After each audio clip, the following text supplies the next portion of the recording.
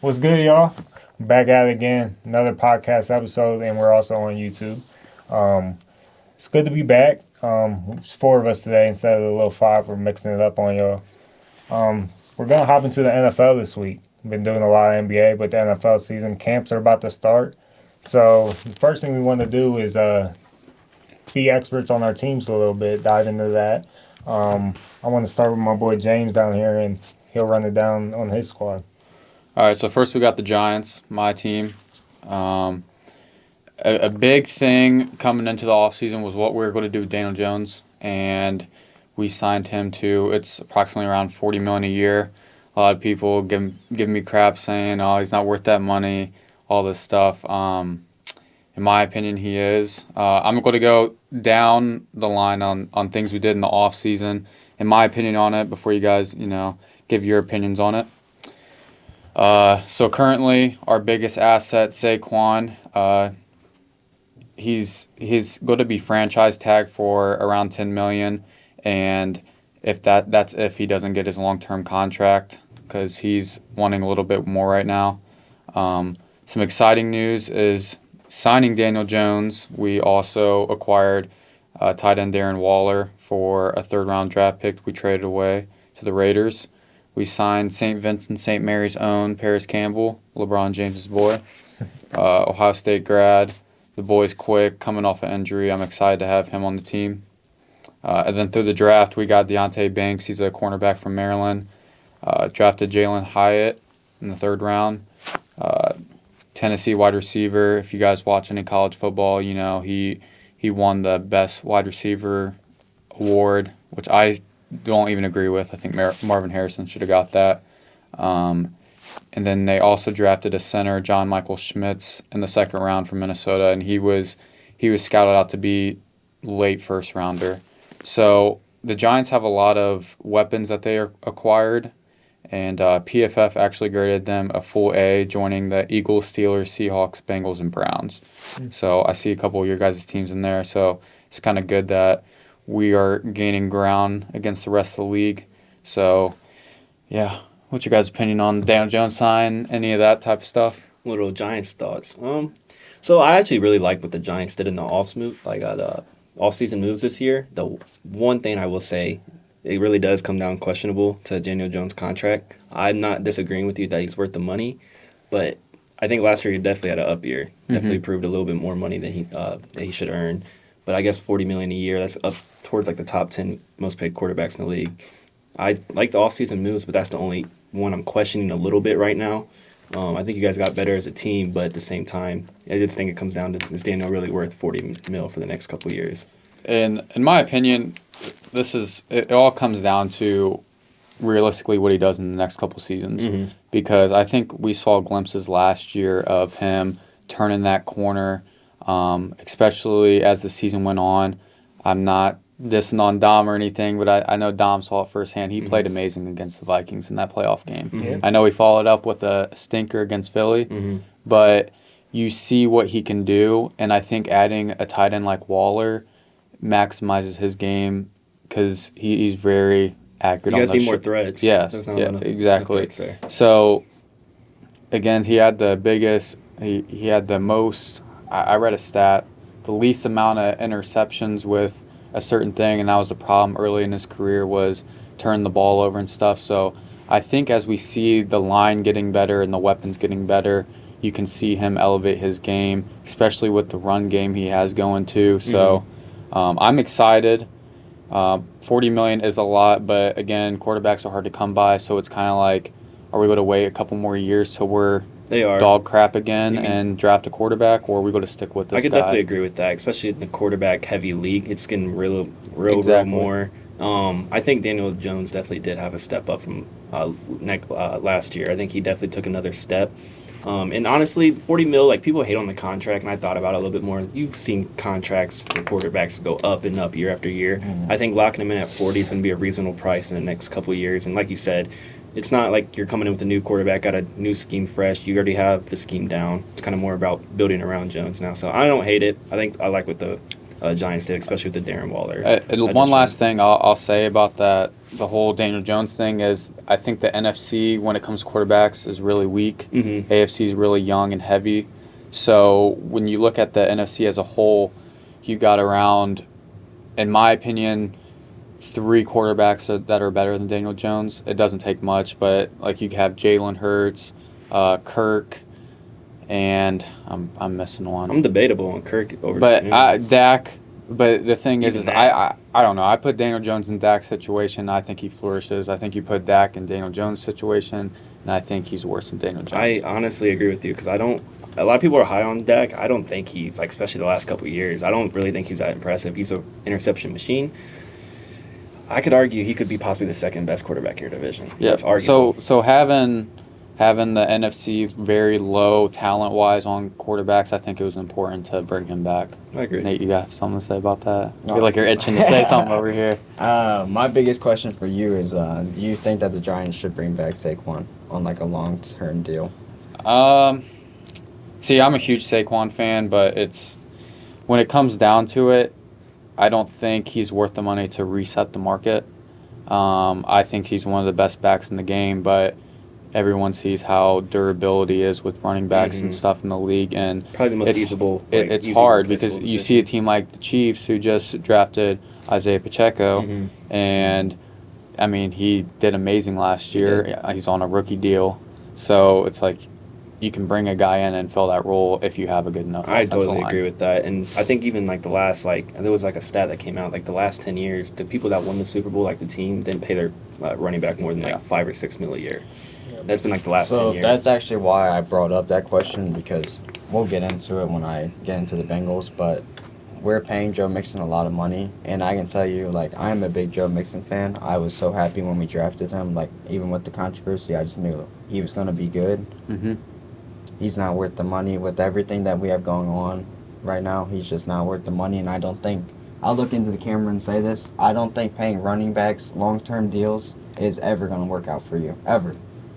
Unless you're elite. Like even that, you're gonna cut them in 2 to 3 years, and they're gonna go to another team, and then they'll be out of the league in like 5 to 6 years. I agree. I mean, we've seen Todd it a lot. Gurley was probably one of the best running backs we have ever Then seen. fell off.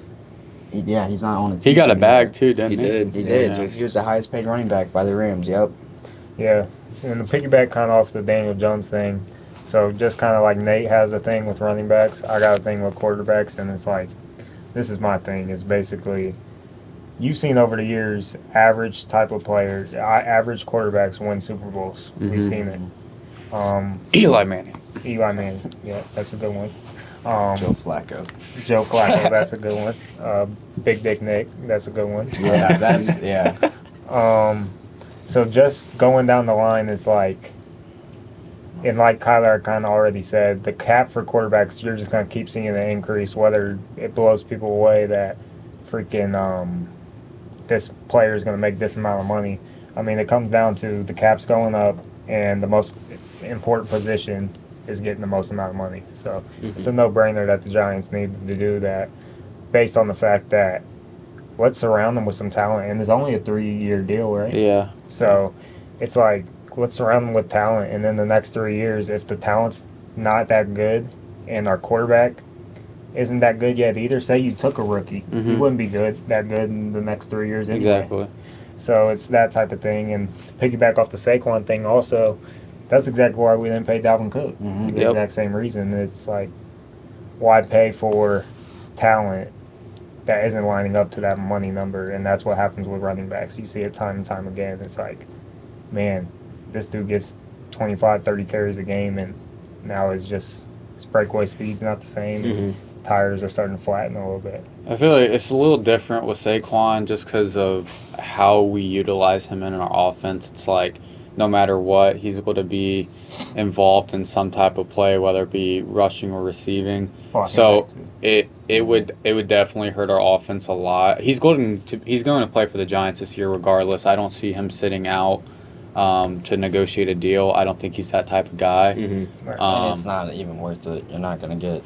You should never get your way. Yeah. In that situation. And if I think the deadline comes up next week, and I read something that I think he'll be out of $350,000 each week. He doesn't take the deal. Mhm. So I mean, at that point, he's just losing money if he's sitting out or doing whatever the case may be.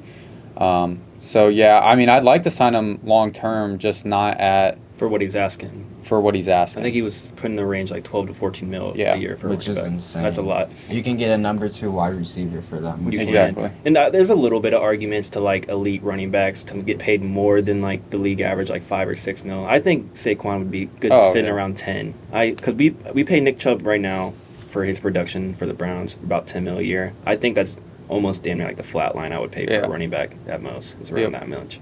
So I don't know. I like what the Giants did, but we'll just have to see what kind of goes on this season. Yeah. Darren Waller, if he stays healthy, it's going to be dangerous. He's a dog. Yeah, and I'm seeing more reports coming out that we're going to use him more in the slot. Bellinger was a big part of our season late in the year after he got back from injury. Daniel Jones loves those dink and dimes, so I think we use Bellinger more as a tight end blocker that can come off as a blocker and catch those out routes. But it sounds like we're using Waller more as a maybe even like a fullback out of play action or as a slot guy. So it's going to be interesting to see. And one quick thing I want to touch with the Giants just really quick that I really like is the draft. I like the first and second round picks very heavy. I think the sleeper, correct me if I got his name wrong, Deontay Banks, got in like picks 27, I believe. I think that's a steal for what you got there. I think a lot of people are going to be surprised by him this upcoming year. And also, like you said, that center Schmitz, falling into the second round, he's projected around like the 30 pick. Getting him where you did, I think those were two really big draft moves. So I like what the Giants did, but like you said, kind of just going to be an interesting year to see how it plays out. Yep. They go. All right, so my team is the Cincinnati Bengals, the best team in the AFC North. This is going to be very biased because it is my team, and it is the offseason where we are all hopeful. All teams are hopeful, whether you're about to go 0-17 or 17-0. All right, so in my honest opinion, I think the Bengals offseason was pretty phenomenal. The depth that we gained in free agency in the draft has been, I wouldn't say overlooked, because I would say that people have rated us very fairly, but that's all very new to me because the Bengals have never gotten respect ever until now. But to just start off, we signed Orlando Brown to a 4-year, $64 million That's contract. Is he a elite tackle? No, but he's very good, and that's a big improvement from what we've seen. Like the biggest need for the Bengals, probably since 2015, I would safely say. But solid money, whereas he's going to be our starting left tackle to watch Joe Burrow's blind side, and then we'll move Jonah Williams over to right tackle. So ideally, on paper, that should solidify 2 tackle spots. And once again, that's something I have not seen since like our 2015 team when like Andy Dalton was at the helm. almost 10 years ago. Yeah, so second move was this was actually, I was very surprised with this, and it was Miles Murphy falling to us at number 31. He was projected to be a lot higher of a pick, at least like top 20 pick. And just to get that depth, especially in the draft, to come behind Trey Hendrickson and Sam Hubbard, whether he's going to be a run stopper on like first and second downs, or even come in on third downs, you know, to get after the quarterback. Just like getting depth at the defensive line, I'm just always a big fan of that. And then to move back with the offensive line as well. We signed Cody Ford to a 1-year deal, and he was drafted, I believe, 2019. He was a second rounder to the Bills because he was on the same team with Oklahoma team with Kyler Murray when he came out. But it's a 1-year prove-it deal for very low money.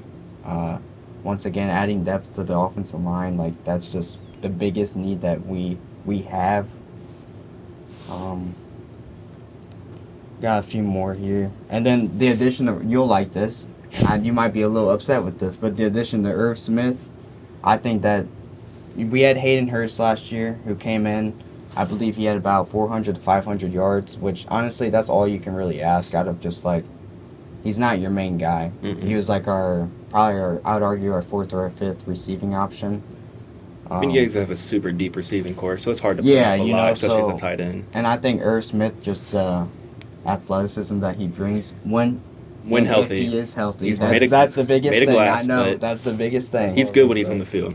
But yeah, you know, I think just taking a chance on someone like that, like you have, why not? You Mhm. know, why not? And he has a lot of tats, so add him to that little squad, like, Yeah. Oh no, the Bengals offense is super elite. It's been like that the last couple years. You can argue with this, and you guys I've already said it a million times. I think the AFC North is going to be absolutely like a bloodbath this It year. is. I This really do is. think it is. It might be the most competitive Division I've seen for. in the season. And then just the last thing I want to touch on is just our draft. We took so last year we took Daxton Hill, and he didn't play very much. So I just want to add him in the list. People forget about him They do. because of Jesse Bates, but Yep, he's and I gonna think fill he's right going in. to step up this year. We Mhm. also took DJ Turner and Jordan Battle, who are going to be two cornerbacks to play behind Awuzie and I know people don't like him, but Eli Apple and Mike Hilton. Just adding more young depth to your defensive backs, where we lost a lot of defensive backs this offseason. We lost Jesse Bates, who I was a big advocate to re-sign. So the Falcons got a really good player, and then we lost Von Bell as well, which I don't know if you guys remember Von Bell smacking the shit out of Juju Smith-Schuster. those Yeah, were it some was- definitely bad losses. But I think, especially like Daxton Hill, people forget about him. I think he was a really good college safety. I think he'll come in From and fit. Michigan, He yeah. might not play it to Bates level, obviously, but I think he'll be a very good filler. And people like really do sleep on him. And there's the other cornerback. What was his name that you drafted this year? We had Jordan Battle and Battle. DJ I really Turner. liked Battle from Alabama. I think he'll come in and play very well as well. So I like what the Bengals did. I can't root you too much because I'm the Browns, but Yeah. I don't know. I think it was a really solid offseason for you guys. Yeah, as I'll well. let y'all just pick apart everything I just said. I know No. I went through everything, but No, the one thing it does kind of remind me of Bengals defensive wise is that Minneapolis Miracle Vikings team. So when we came right off of that good little run, we had a good defense going. Daniil Hunter was at the peak of his powers. And we had Everson Griffin, he was going off. And then the next year, they were kind of all gone. Couldn't sign them back. yeah. So it reminds me of that, and we're bringing in this young core. Now, it didn't work out for us, but I can see it working out for you guys. None of those young guys panned out for us. And it left us in this situation where our defense has been trashed the past 3 years, and Yeah. they blame our quarterback. But anyways, I just think it kind of is the same kind of mold as, like, defense in the right way. If you have the right defensive coordinator, these young guys are going to step up to the plate. 100%. It's all about scheme, really, when it comes to defense, and we'll see what they cook up. Mm-hmm. And they got my boy.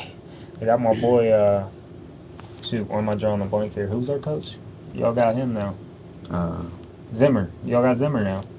He's on your coaching staff. No, see, In case you didn't know that. no, I don't. You know, I just pay attention to the head coach because No, y'all got Mike and Zimmer Lou now. Marino because Yeah. he's gonna take care of that defense. So he'll scheme it up a little bit. I think the biggest takeaway from your guys' offseason was the Orlando Brown signing. Yeah. I know defense kind of, from team to team, kind of comes and goes every year. 100%. But when you have a franchise great time player, like, I mean, in my eyes, Joe Burrow's going to be there for 15 to 20 years. So you have to protect your biggest asset. Yep. Mm-hmm. So he's going to keep you in the playoffs year to year to year. And it's kind of going to be whether that defense steps up year to year. So protecting your quarterback, that's the biggest thing. Protecting his blind side. Orlando Brown, you're going to have him for 4 years. So in my opinion, you might have overpaid a little for him, but in the end, you're paying for insurance. See, you that know what was you're my getting to. initial, my 100% my initial thought when that first report came out was we overpaid. But just like I said, I have not seen two good tackles play for the Cincinnati Bengals at the same time since Andy Dalton was playing, and Joe Burrow is miles ahead of. Whenever Andy Dalton had the most elite season, Joe Burrow was miles ahead of that. You gotta take care of that. And I don't know if you've seen photos of Joe Burrow this offseason. Boy is Oh, that boy's jacked. putting in He is work. jacked. Even last offseason, just the progression, he knows that the city of Cincinnati is in his hands, Mhm. and it's just it's nice to be able to have a good team. It just is. I'll just say it with a big smile on my face. It's nice to have a good team. It is, Nate. You know it. It does. You know it. Yeah. And one thing I will say about Joe Burrow is I don't think anyone there's not a single player that can really hate on Joe Burrow. There's I don't know a single person that does. Good guy. I do feel bad if he makes the cover of Madden 25. Yeah, then it's just So, chalk up yeah, that season. Yep. All right, it's my turn. Yes, sir. Shoot. All right, real quick, I gotta hit y'all with a skull, baby. All right. So, so just a little bit of last year for me. Defense, man. I mean, the Giants absolutely tore us up. We weren't ready for anything that they threw at us. So heading this offseason, I wanted to see it move. So we started with Byron Murphy. We signed him, and then another big part was bringing back Harrison Smith. So I think not only just to mentor Byron Murphy, which is really going to help as a little cornerback and safety little duo there, but it basically was beefing up that back line of the secondary, and that's been our weakest link. Our second weakest link was defensive coordinator. We were running a shell defense the whole year, just giving up yards. Like, the shell defense is basically you play this high zone, you funnel everything to the middle, and you basically give up 3 to 4 yards every play. And if you find the team that likes to think and dunk, especially like Danny Dimes, he's going to eat you alive. And we're just giving up yardage. So we brought in Brian Flores, and I love that dude. Yeah. I think he's a culture changer. He has swagger, man, and he gets this fight out of players that you've seen, like the Dolphins. All them dudes, they now have that dog in them. When they were bad. Yeah. When they were bad, Yeah. yeah. Yeah, when they were the type of Dolphins that would bite or something. But yeah, they were absolutely nasty. And I think bringing that in is going to be nice. And then we lost Cook, but I think the biggest thing I've been contemplating, it's hard because I'm not a big, I know he's good fantasy-wise every time we lose Cook, but Madison doesn't have breakaway speed. He's more of a goal line back, but I am kind of high on Ty Chandler. He's a backup, but we drafted him last year in the 5th round. I think he has way more speed than Madison, so I'd like to see him get touches. So as long as we can fluctuate that, and we signed Madison to a 2-year, $8 million deal. So we were just talking about running backs getting paid. He got paid $4 million. That's so reasonable. yeah, That's reasonable. even if it don't work out, we can get out of that. And then Marcus Davenport, he came from the Saints. Mhm. But there's just been this thing with the Vikings where it's we've been trying to find not only have we been trying to reignite Daniil Hunter, find him a defensive coordinator that will get him back again, but we keep bringing in defensive ends and they don't work out. From Ngakwu, and then we got Zadarius Smith, didn't work out. I'm sick of seeing that, so I'm hoping Davenport has that upside. Smith just didn't work out last year because a lot of times they wanted him to cover and do stuff like that, and it just wasn't working. I think he'll have a good year for the Browns, but just not for us. And the last thing, Jordan Addison. I was surprised when we took a receiver. I was thinking maybe we'd take a corner or something like that, but losing Thielen, we brought back one of the best route runners in the draft besides Nick Jigba. His route running's crazy, and his hands his freshman year were a little rough. If you look into that, he was a little rough, but then he just had a sophomore explosion. And he's definitely going to be gritty and just like JJ because he has this kind of young, little cockiness to him. So we're getting up there with the Bengals as far as receiving core. So I like this. But all in all, I'm excited. I think with how weak, we've already talked about how weak the NFC is. I think it's wide open. So if I wasn't going to call us contenders, that'd be kind of stupid because of how weak the NFC is. Mm-hmm. So yeah, all in all, that's my squad. So Let me give some thoughts about the Vikings. Now, I don't necessarily like everything the Vikings did this offseason, to be 100% real, but I also don't necessarily hate it either. I like the fact that they moved on from Cook. I don't think he was worth the money he was asking for. Zadarius Smith, I like him. I'm really happy that you guys got rid of him for real.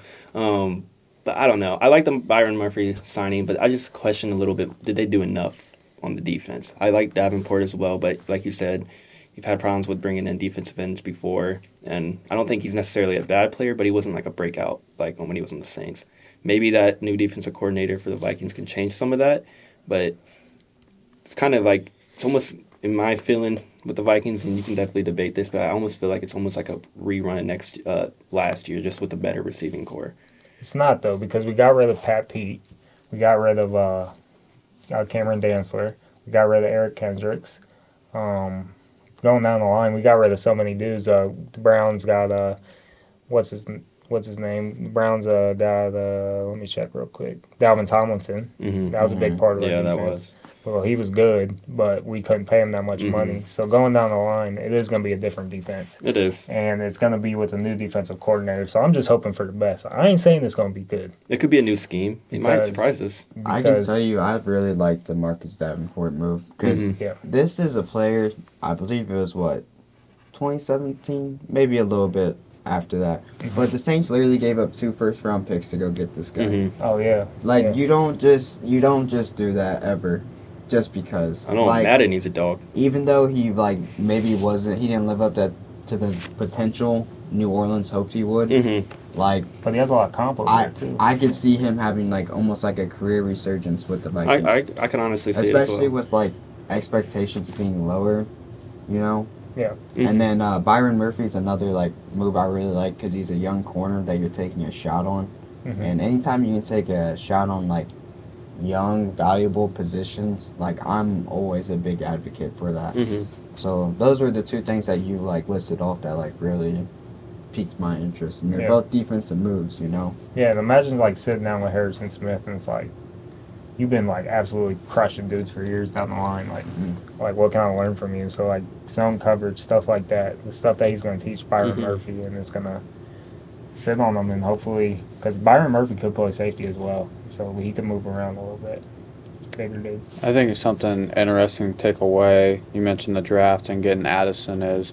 I was also surprised they didn't take defense in that spot because they picked, I think, 2 picks before the Giants, and you still had who we ended up taking Deontay Banks. You still had Joey Porter. You still had a bunch of very solid corners, but it kind of asked the questions if those guys even fit the scheme that Brian Flores would have put in. So maybe they felt, hey, we're bringing in all these new guys. They fit our culture with Brian Flores a little more, so we're going to take receiver here and kind of get what we had with Thielen back. So I hope it goes well for them. Not too well, considering you guys are in the NFC, but it's going to be exciting to see for sure. And another thing about the Vikings, it's not even almost. It's very hard to say. It's debatable, but really not. Jay Jettis is the best receiver in the league. I think he is an absolute dog. And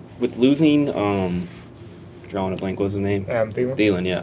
So when you lost Thielen, I was like, that receiving core is going to be real light. You have Jettas, and then what do you have behind it? I think Addison's going to play really good along Jay Jettas, even bringing a little bit of pressure off him because Jettas sees double coverage almost every game, all game. Yeah. I think even having a great route runner to also spread the field is going to open the doors for not just Jettas but even himself. I think we could see something special, at least offensive wise for Vikings this year. Who's your guys' wide receiver? Is it Rigger? Jalen Rigger? KJ Hamlin. And I think KJ Osborne. KJ. Is our third name. And Osborne's not terrible. Yeah. I mean, you put him on the punt return, but I get it. Yeah, KJ Osborne, he's pretty good. He's pretty good. So, yeah. The one thing I will touch about Addison before we move on is anytime you can find someone that is elite at route running, that is more valuable than anybody that can go up and maul somebody. No, I agree.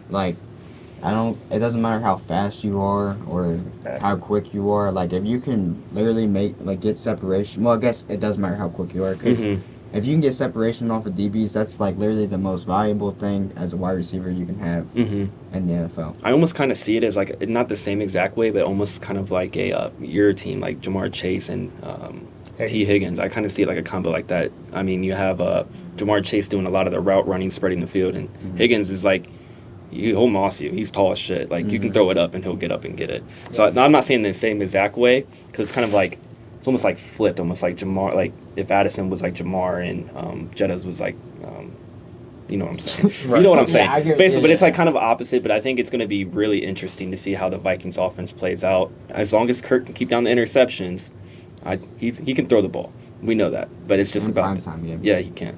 So it's going to be a really interesting year for the Vikings. I'm excited, at least offensive wise, for them. So we'll see how that turns out. All right, let's hop into You're up to bat. the last the team. Browns. This is a man. Let us Man. know. My beloved Browns, 21 years of me being alive. I've never seen them be good once. I think this is our year. Don't at me. It's our year. Okay, I'm gonna be 100% realistic. My expectations for the Browns are higher this year than the last 21 years of my life. And a lot of people are gonna question, "Oh, it's the Browns, same thing. We've heard the same story." Yes, I understand. I understand, and I've got a lot of shit for it growing up, so we're all good with that. But I think what the Browns did this year, this offseason was, and like you said, we were all in like the A category for like all-season moves. I think the Browns hit every single all-season move that I've wanted to this year. Like, I was so happy. And I'll just get right into it. First signing, Dalvin Tomlinson from the Vikings. I think that was probably the biggest necessity we needed on our team, coming from our defensive line. Yeah, we have Myles Garrett, absolute dog, but anything up the middle was wide open. Linebackers can cover it. You could run easily 5-6 yards on us every play. I think bringing Tomlinson in is going to be an absolute stud, at least to cater the middle to let our rushers go around the side. So I think that was a big pickup. And even with the draft getting Siaka Ika, we got him in the fourth round. A lot of people don't I'll get into it in a second, but the Browns draft was actually really solid for the picks that they had. Not only getting Cedric Tillman's, Ika, even in I think it was like also the fourth round, we got the Ohio State guard. Paris Johnson? No, not Paris Johnson. Oh, no. Do you remember his name? Big boy. Big boy. Yeah. Anyway, I John forget the Lawrence. name. You can look it up. I'm so sorry. I don't have it on my hand. But he's an absolute dog. And the reason he fell down the draft is because of character and injury concerns, which hopefully the Browns can kink out. But if you can look that up, Nate, that would be awesome. But anyway, he was an absolute dog that we got in the fourth round. I think he'll be a sleeper to fill in if we don't sign Jedrick Willis. So, I don't know. The Browns are going to be really interesting. And I know I'm kind of talking out of my ass right now, so I'll kind of get into more moves. DeJuan Jones. DeJuan Jones, yeah. I think he'll be an absolute tank. He's like 400 pounds. Anyway, 6'8". He's a big boy. Anyway, we'll get into some more offseason moves. Trade for Elijah Moore. This one was a really big one we can add with Tomlinson. I think the receiving core for the Browns, I'm not saying it's an absolute elite receiving core, but we have a solid receiving core from 1 to 3, also tight end. I mean, Peoples-Jones had another outstanding year, over 1,000 yards. Amari Cooper, over 1,000 yards, route runner. I think adding Elijah Moore, our biggest need on offense was spreading the field. We cannot get down the field. All our passes were like within 20 yards. I think Elijah Moore brings that route running that we desperately needed from the slot. And also with a full offseason with Watson, which was probably our biggest controversy last year, and coming into this year, it's even bigger. We got a whole offseason with Watson. Used to be a top 5 quarterback in the league until we like him on the field, guys. So we don't talk about that. But anyway, the Browns team is very solid offense and defense this year. They hit every single need that we needed. It's more about staying healthy. Another sleeper, Jim Schwartz from the Eagles, defensive coordinator. Mm-hmm. He was one of the best defensive coordinators we could have possibly even went out and got this year, and he's revamping the whole defense to build around Myles Garrett, and also getting Zadarius Smith. That was probably my third favorite offseason move we got. Mm-hmm. Putting him on the opposite side of Myles Garrett is just going to be really game-changing. So, like I said, the AFC North is going to be really competitive. I can't even argue the Browns are going to win it just because of how many good teams are actually in the AFC North this year, with the Ravens and the Bengals. Obviously, probably always top 2 in right now. Can't even sleep on the Steelers because I know they're young, but they have probably one of the best coaches of all time. So it's going to be a tough year for the Browns. But I think a lot of it rides on the shoulder of Watson. Can he return to what he was? If so, I think we can make a push for the playoffs. But those are probably my thoughts about the Browns. You guys I know you can share your thoughts because I'm curious. No, I think, like you said, I think it was an A if I had to grade it. Mm-hmm. But then there's this thing. It's called a stigma. And the Clippers have it, and the Browns have it. Mm-hmm. So No, it's kind of that. like the stigma where it's like, oh, shoot, Clippers got Kawhi?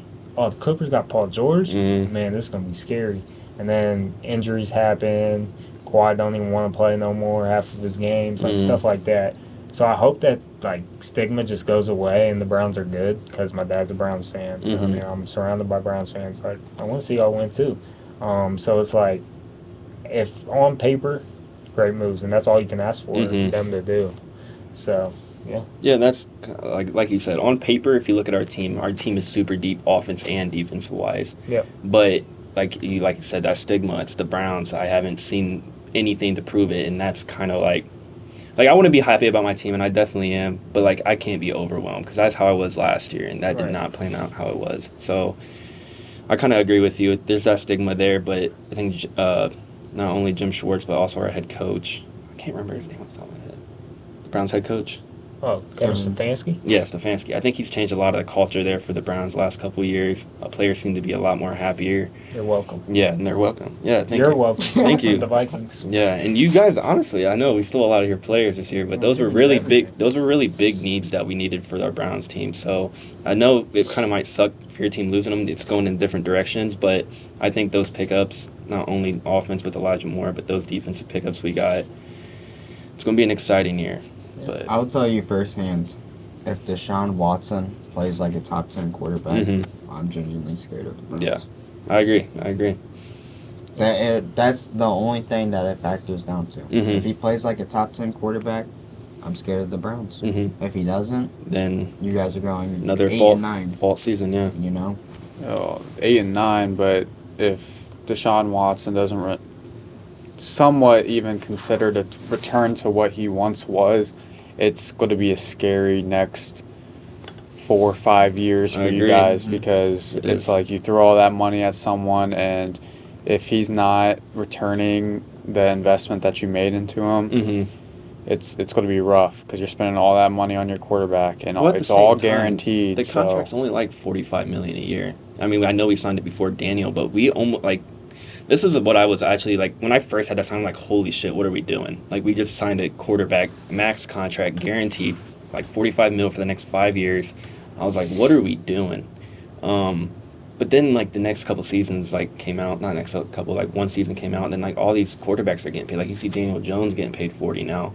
I'm not necessarily saying he shouldn't be paid that, but like I think the Browns almost kind of set the market for like quarterbacks, and if that makes sense. Like Patrick Mahomes is getting paid less than right now.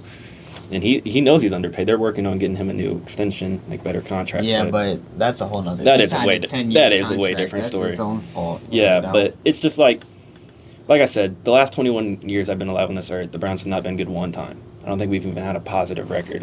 We've been through the 0-16 parades. We've seen it all. I'm just saying, if there's any time or any year, there could have been a year the Browns do something, it would be this year. And if it's not this year, might as well scrap it because Watson either has to prove it or it's not going to work out. I mean, I think he comes out and he performs well. He's another season. I don't even think he got to practice until like week 6 or whatever. So he's going to go through OTAs, mini camps, all that stuff, bond with the players, get the offense well recognized. So, I mean, I think he went 3rd overall. He played well in college, played great for the Texans, was a Pro Bowler. I think he returns to what he has a lot of doubters, a lot of haters.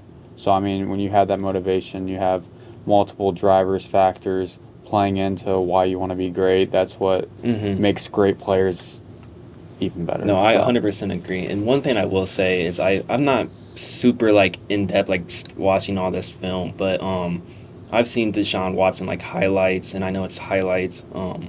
Like for this like summer camps and stuff, like watching them play. Elijah Moore and Deshaun Watson chemistry apparently was a great connection off the get go. They've been playing really well together apparently in minicamp, just off of like some reports I've seen.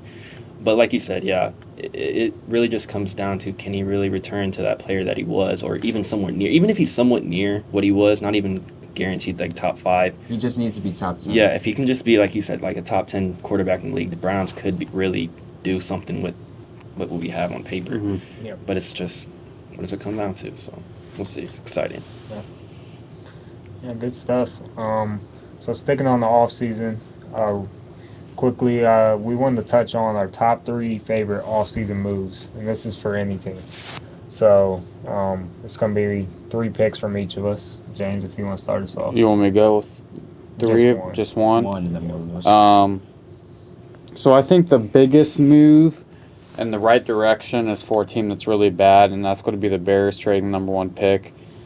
They got DJ Moore in return, the 9th overall pick, 2023 second rounder, and then 2 more first the following 2 years. I think that They got a very well return Loaded. on that. Loaded Yeah. return. Yep. I think they got, as Dom hates to say it, they fleeced the Panthers Oh, on they that did. trade. So yeah, that's the first one I got for you. Alright. Stole that one. You stole my sleeper one. Yeah, that was my biggest sleeper one. All right, we're gonna go to a team that we just mentioned a few minutes ago, and it's a team in Texas known as the Texans. And we're gonna go with drafting C.J. Stroud because we're all Ohio State fans, right? Mm-hmm. I think we can all safely say, it might be a little biased, but I'll safely say that C.J. Stroud was probably the most pro-ready quarterback to come out in this draft. I agree. The system that he came from is a pro-style system with future NFL, if not they're already in the league, wide receivers. Mm-hmm. Elite play calling, which that is the situation in Texas, or I'm sorry, in Houston the best?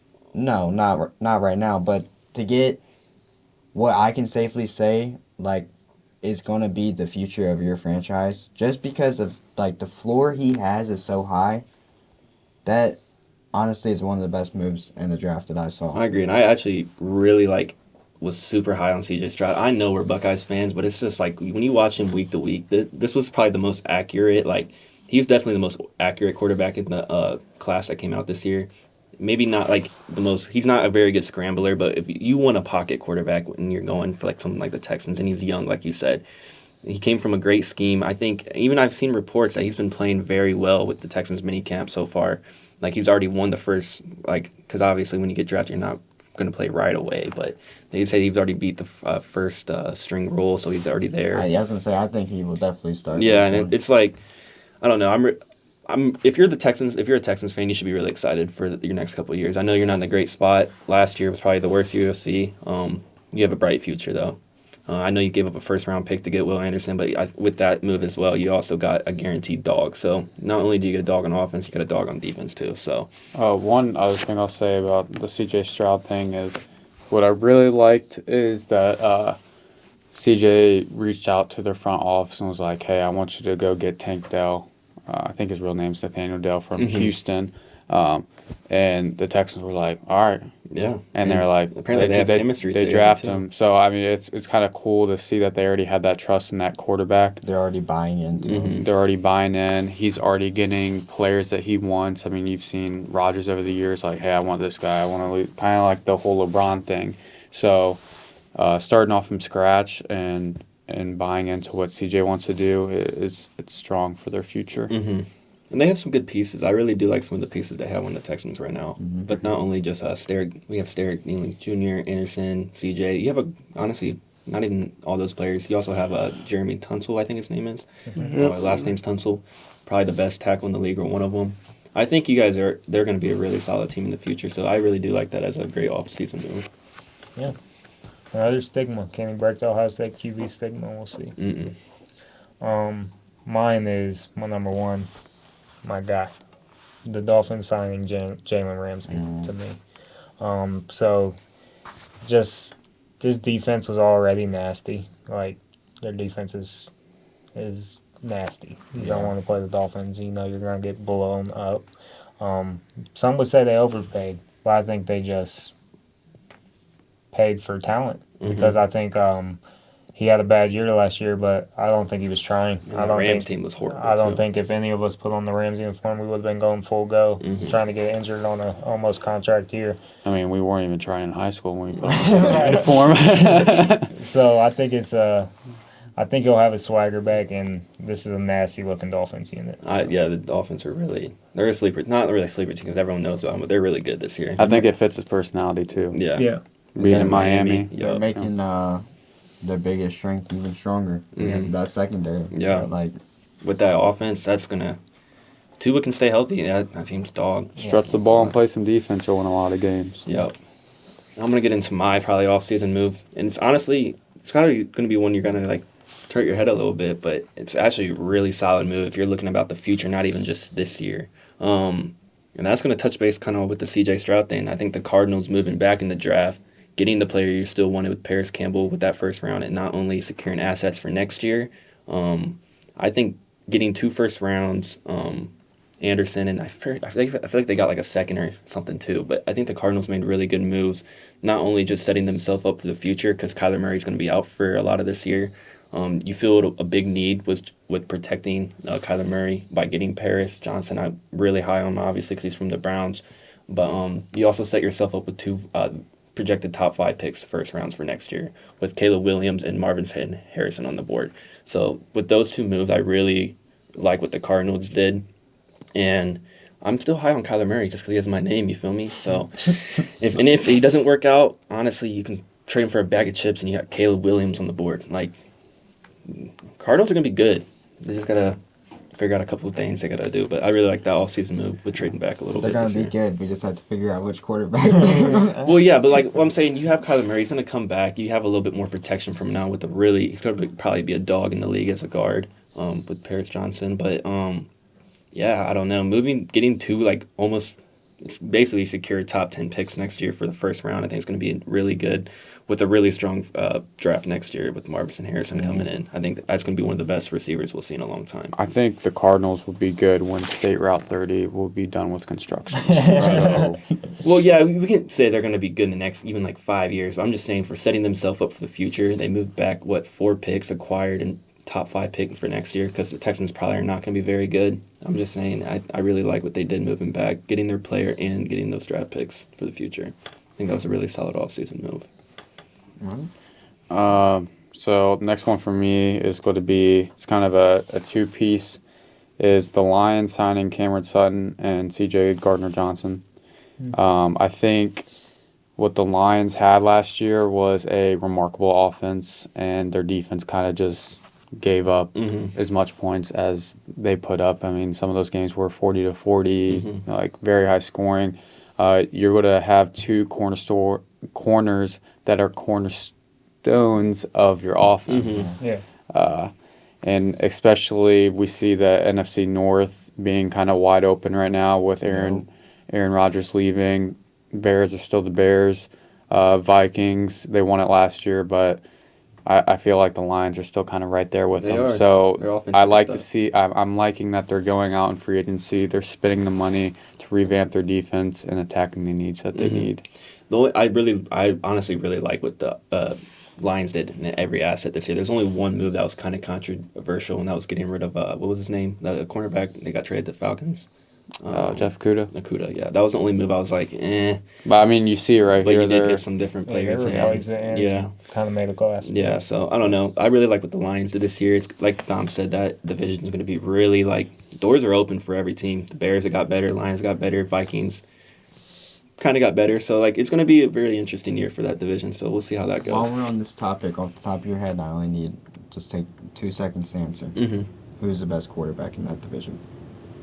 Kirk. Okay. Justin Fields. Because I would say Kirk Cousins. It's your homeboy, bro. But I was just asking, just for. We can argue that a little bit later. I think Justin Fields is going to be the best quarterback in that. If we're talking like right now, I'll say Kirk. But I'm saying for this upcoming year, who I think is going to be better, I'm going to say Justin Fields. I think he takes a step. All right. So this was a move that technically happened last offseason, but it's not in effect until this season. And if we were going to count that, I was kind of deep in my bag with this. All right. And it's going to be Calvin Ridley being traded to the Jaguars. Good one. That was So interesting. facing a 1-year suspension for gambling, regardless of if he should have been punished or not, he was punished. His trade value is low because NFL organizations look at that as like he's going to be a problem, and that's something that can continuously happen. But I love this for the Jags because, I'm sorry, you get a top 20 wideout. Like when he is healthy and when he is on the field, I'd argue he is top 20. Next, you're pairing him with Christian Kirk, who had, everybody said he was overpaid, and he probably definitely was last season. But he lived up to his contract, and nobody will argue that. And then to pair all of that with like 2 elite route runners and like people that can get separation with Trevor Lawrence, like that Jaguars offense, they still might not be good, but watch out. Just watch out. I agree. That was actually a really good point you brought up too. I like that.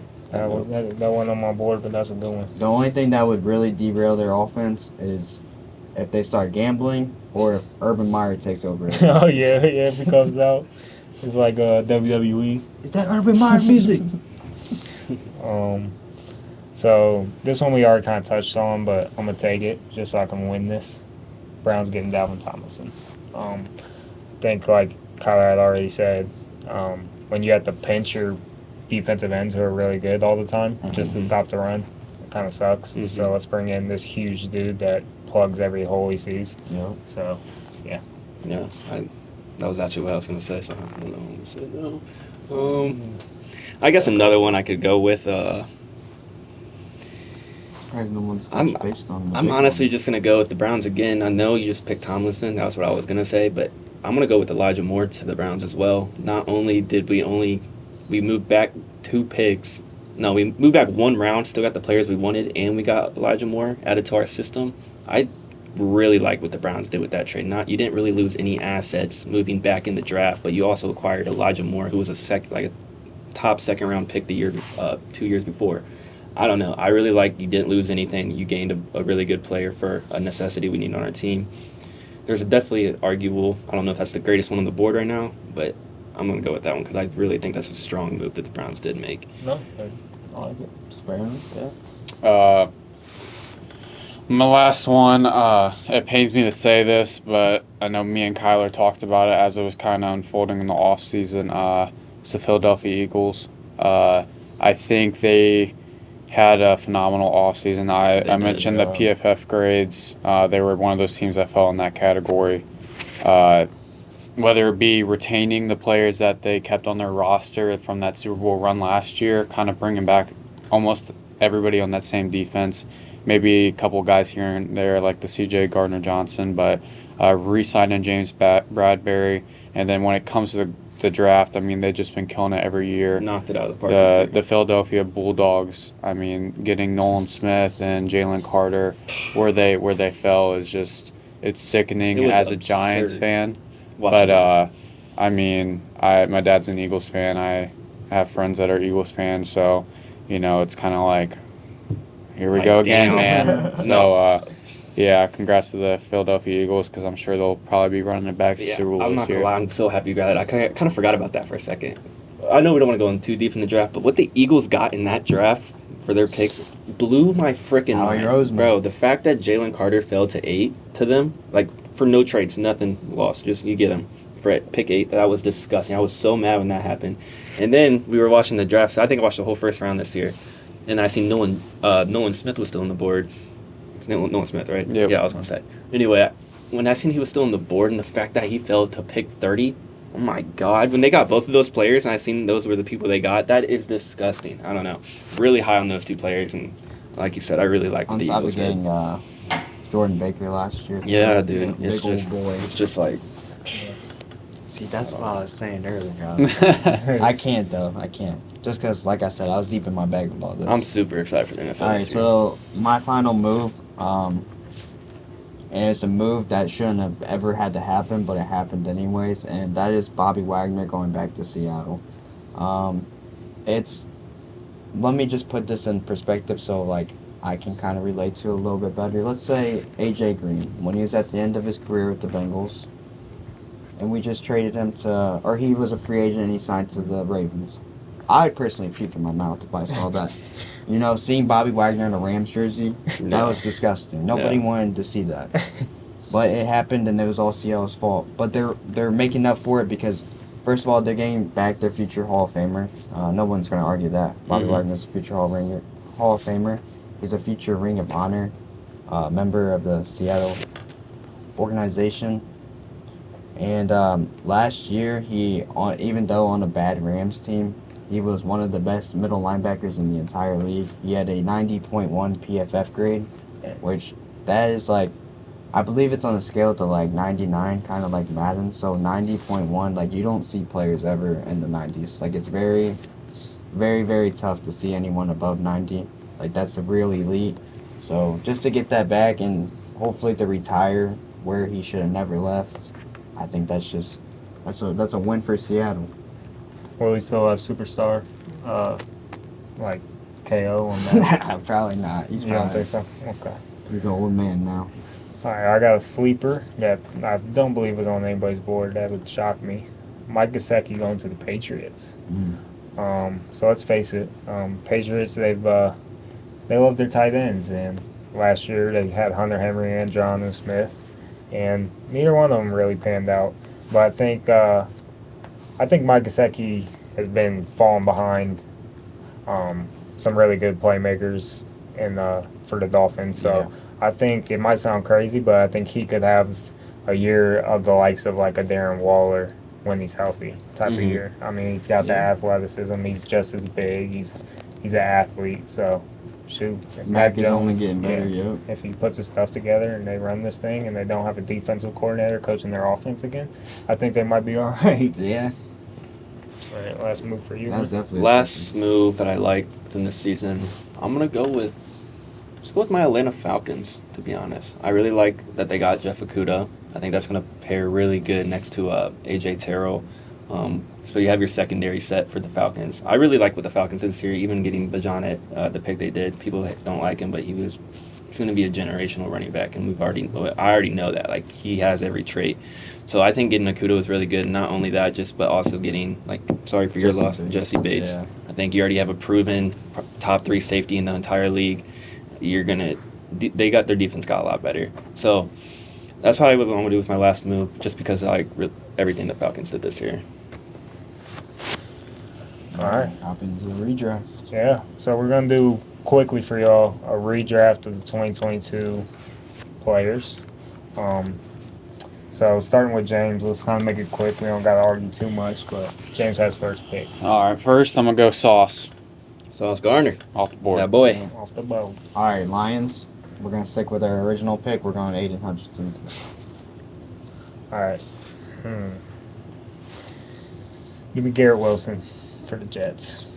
Jets. What we got down here? That was number 3? Yeah, that was my so yeah, number 3 off the board. That would have been to the Houston. Well, yeah, but I'm saying like. Oh, okay. Yeah, I'm sorry. You went with Garrett Wilson. All right, I guess number 4 for where the Jets would have went if there was no Sauce. Let's go with Tyreek Woolen. Still get that DB back. All right. Second pick, I'm going to go Chris Olave here. I like that. Elite route runner. We're going to stick with defense. We're going to go Tariq Woolen. I just Already taken. took him at 4 with the Jets. Then, all right, this is my follow-up because he didn't have a great season, but we're going Derek Stingley. 6 to Carolina. Okay. All right, we'll stick in the secondary. I'll go Kyle Hamilton. Okay. The Giants. All right. So Atlanta. Honestly, we're gonna stay here where they picked at 8. Let's take Drake London. I think that's still a good pick right there. Okay. Next, kind of a sleeper. Everyone kind of forgets about, but he did have a great second half of his rookie year.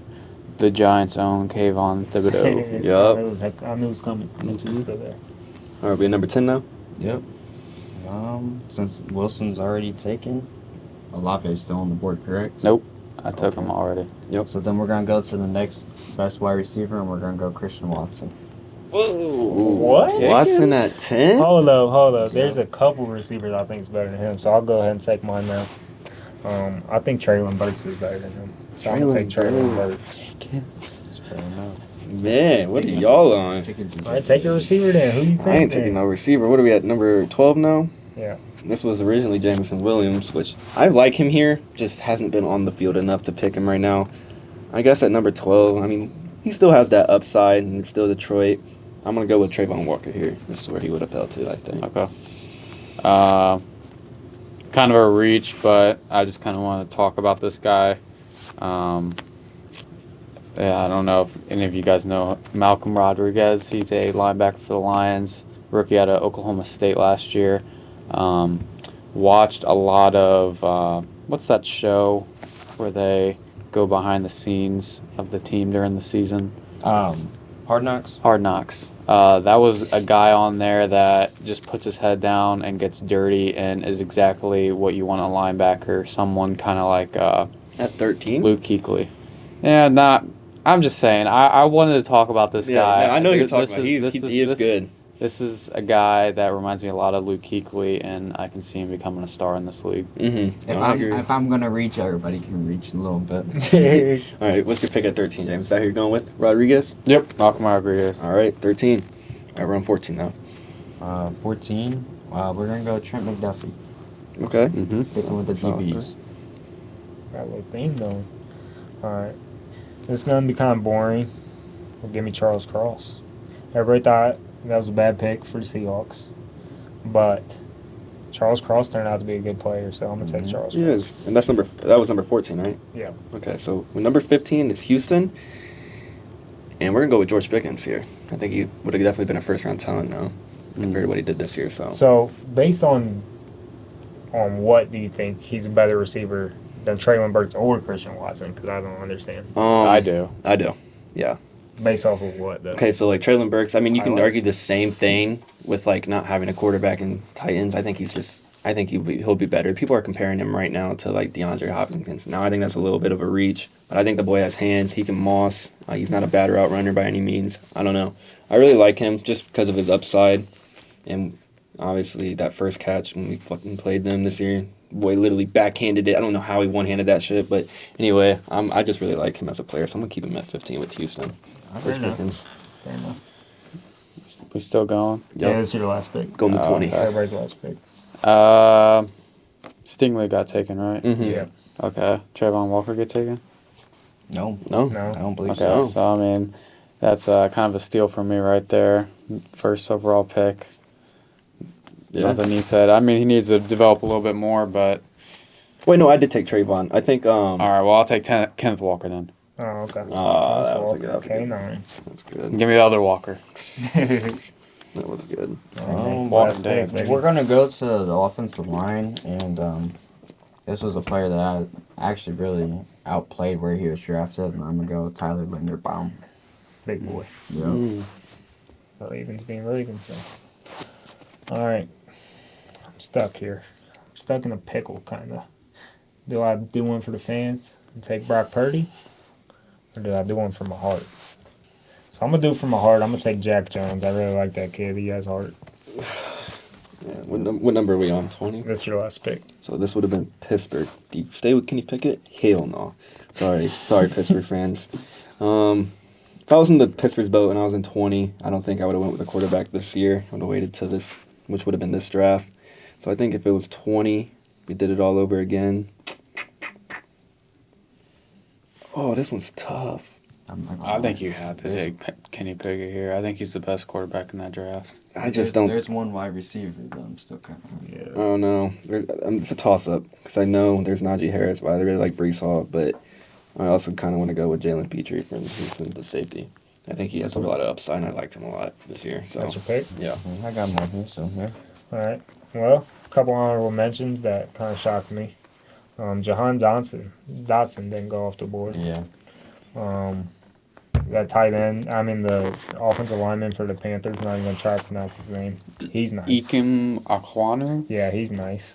Yeah, that's pretty much all I got. Brock Purdy didn't go. We didn't name Jordan Davis. That was another player Yeah, we Jordan mentioned Davis. earlier. Yep. Braxton Jones, he's pretty good. And Jermaine Johnson, who I'm telling you, when he came out, he went number 11 to the Jets. Just the elite athleticism on this guy, like whether he'll be good or not, like the potential. Yeah. I can't believe I forgot to mention him. mm-hmm. There's just this draft was actually really solid. was. Like if It you was look at, very there's a good lot of draft. names that could have been up here.